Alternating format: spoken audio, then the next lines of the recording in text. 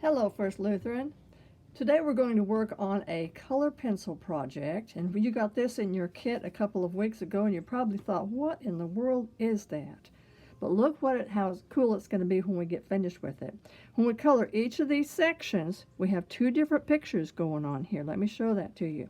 When you hold it this way, you've got one picture, and then when you hold it this way, you've got another picture. How cool is that?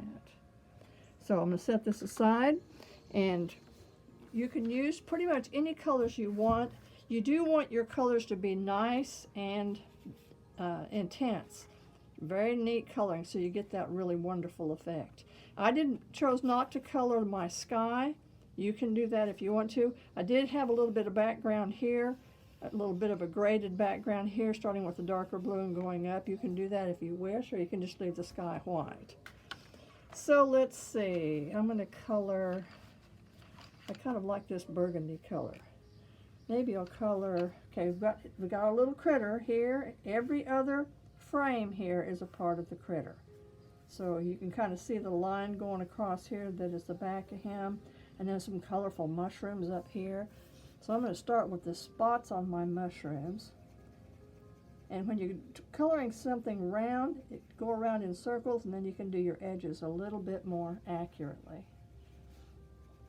Okay, I'm not going to color this whole thing, but I just want you guys to kind of get an idea of how this goes. I want a little bit of a contrasting color so that my spots stick out. So I think I'll take this kind of a light orange.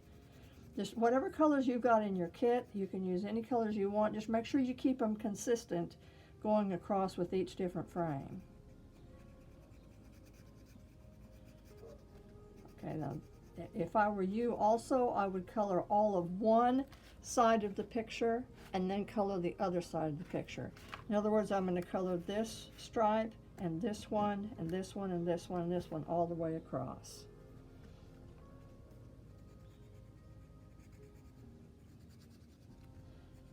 Okay, when you get finished coloring, it's going to take you a while, so if I were you, I'd work on it for a while and then set it aside, maybe go outside. It's such a beautiful day today.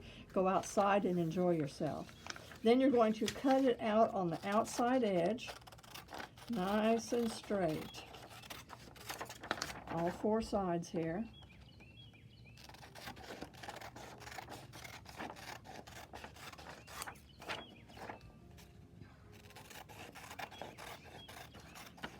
And then we're going to fold it, and the folding needs to be very, very accurate.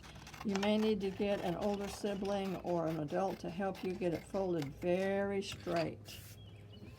Okay, and lay it on its back and fold back until I see the line. And I want to get it right on that line. And it's worth the time it takes to get it folded nice and neatly so that your picture really looks cool. You want it folded in the middle of the line between each frame. Then you're going to come back this way and fold it. That's a little bit trickier. I think we'll fold it again this way so you can see the line.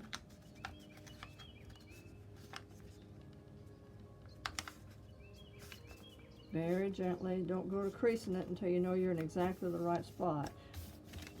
But that one's actually going to fold this way, but I folded it like this so I could see my line, and then in reality it's going to go the other way. Because we're doing a fan fold here, if you've ever made a fan of any kind. Okay, now we're going to do with the next one. Fold it back nice and neat. Just keep this part unfolded so you can see what you're doing.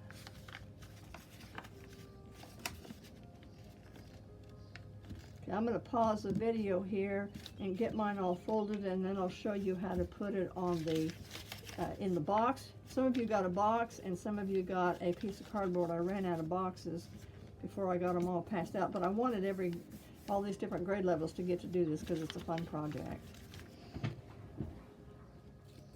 Okay, I have my fan fold completely done, all nice and neat, right on the lines.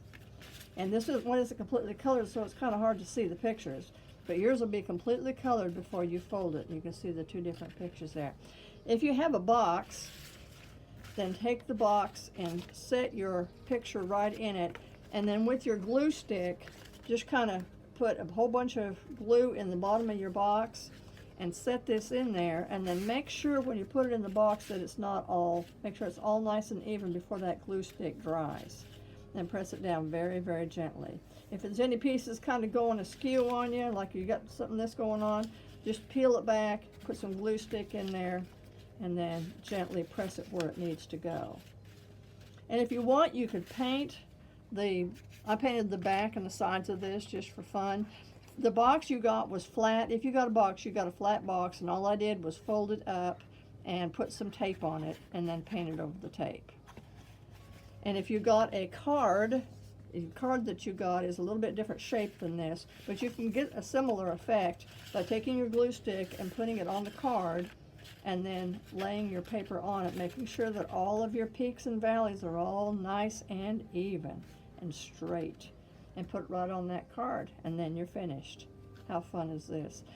One time Mr. Davis and I were going to Indiana to pick up our granddaughter, and we went to, I think it was a McDonald's or some kind of a place to stop and get some refreshments, and they had a huge display that was the same scene. It was a tourism advertisement, the same scene, and they had it in fall, and then you go this way, and it was the same scene in spring. It was done with photographs. And that's what inspired me to find and do this project for you. I just think that's such a cool effect. Okay. Praise God, stay inspired, and keep making art.